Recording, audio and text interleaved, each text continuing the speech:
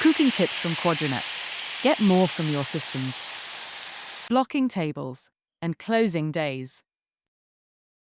To close a day in QNX, from the main screen, click on the date. This then opens up the calendar.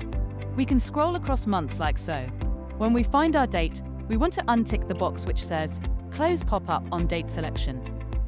If we don't do this, then it will take us out of this screen and into the main booking screen for that date. Once we do this, we can stop bookings, which will stop all bookings, or stop web bookings, like this. We can then add a message, so that people know what the reason is for the closure. In this case, we might have private party booking, so we want to hold it for them. The message then appears at the top of our day. If we have closed all bookings, then we can see here that all our availability is closed out.